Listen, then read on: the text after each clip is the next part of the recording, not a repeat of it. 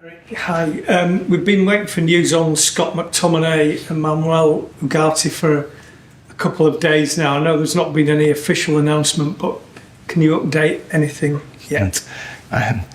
It looks like you know everything. So, yeah. So Simon, I can't tell you more than you already know, and so it's not completed yet. But the deadline closes at 11 o'clock, so presumably you expect it to be completed. Yes, we expect it, but I can't confirm it by now. Can you also update what the situation is with Jadon Sancho, please? Yeah, he is playing our squad, and we are happy with him. And we need a good squad. We need depth in the squad. We have to play many games till January. So the new format of Europe. So after the break, we will play every third game. So we need absolutely options. And so you expect him still to be here after this evening? As I know, yeah. Melissa. Erik, what's the latest with Rasmus Højlund, and when can we expect him back in first team training? After the break. But when after the break, I think it's 3 weeks from now, and we have to see how it develops, how we can progress during the break to get match fit. But so he returned on the pitch, but it will take a while before he's up, because everyone have seen happens in the first game. So he need also go up and build some fitness. I know you can't confirm anything, but you would have seen the scenes yesterday of Scott McTominay at Naples Airport getting a very warm welcome by the fans. Was that a nice thing for you to see? Massive smile on his face, him being so welcomed so quickly? It's a little bit mixed. I'm very happy for him, and it's also for us, but it's mixed because I wouldn't prefer to lose him. Because he is Man United in every vein. He was so important for our team, for Manchester United. He was here for over 22 years.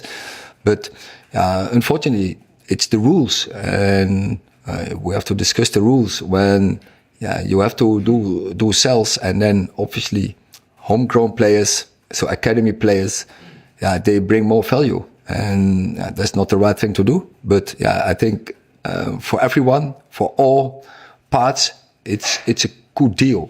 For Scott, he's happy with it. Of course, for Napoli, very good play, but also for us. Richard. Erik, looking ahead to this weekend then, what is the team news heading into Liverpool? What do you mean with team news? You wanna have a lineup? In an ideal world, yes, but I don't think you're going to give us that. Are we looking at the same again, or do you have more options this weekend? Now we have so Mason Mount. We all have seen he's not available for the weekend, and then I think that's it. And for the rest, is the same squad as last week. With Liverpool in mind, obviously you had 2 good games against them at Old Trafford in the League and Cup last year. Is it a tie that excites you coming so early in the season, and what differences have you already seen in the way Arne Slot lines up his team? It's always when Liverpool comes, it's very exciting, and we are really looking forward to compete with them. So we have a good squad. We can bring a good team out.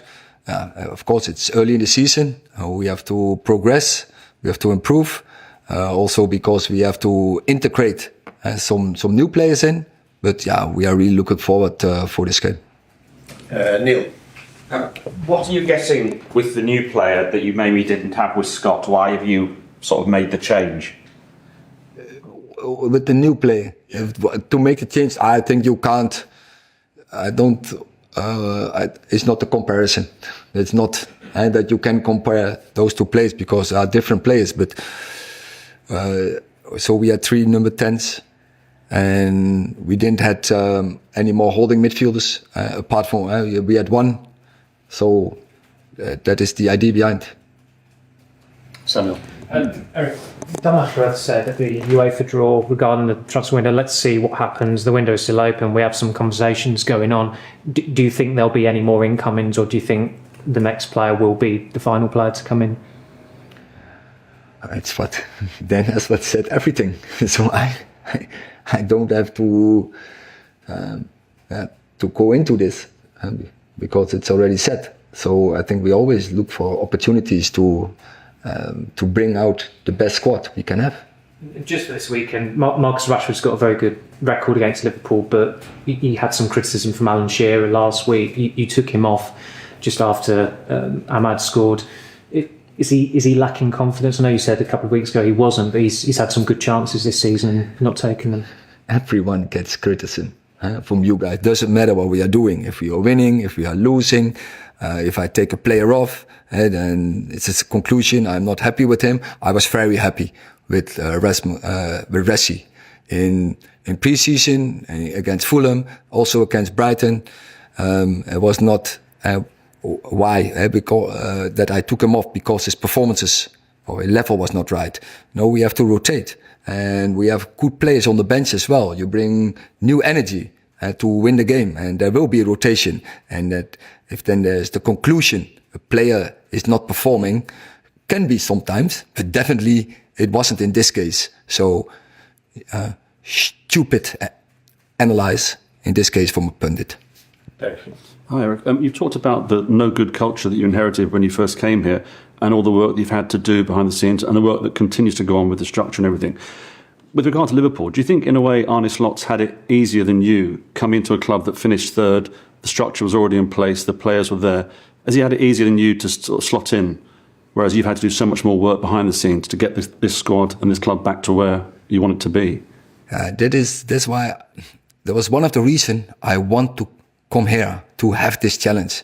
I knew on forehand this is most difficult what I could ever do in life, and to come in a club where are a lot of problems which we had to sort because I inherited a history from 6 years, no trophies, and that meant that the dressing room, the qualities were not right. So we have to build, we had to construct, we had to perform and to bring up a higher level. And we did this with transfers, but also we did it by bringing academy players into the team. And what you see now, we we brought new players in, but many young players, and we are in a life cycle on the start. And we are still in this transition stage. We have young players, and now we have to make a team from it. But we have young players, we brought them in, young players, the academy players, and now we have to construct a team for the future. Arne Slot hasn't had that challenge, has he? So far, he's just inherited a great team. Yeah, but I'm not here to talk for him. But Liverpool, it's clear they are in a different phase of the life cycle. They have a team what's mature. They have players already who are long together, playing long together, and who are very experienced. And we have much more a mix, and we have to build a new team. Last question in this section, Chris. Hi, Erik. Do you think, because of the job he's taking on, do you think it suits you to catch him early in the season, to try and get him early in that cycle, that gives you more of a chance to win this game?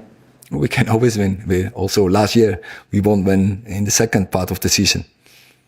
But you're facing somebody, obviously, that you know full well how difficult it is coming into this country, and it's probably better to face him early rather than to face him in 6 months' time. I'm not sure because, as you say, there is a team, and the structures are really clear.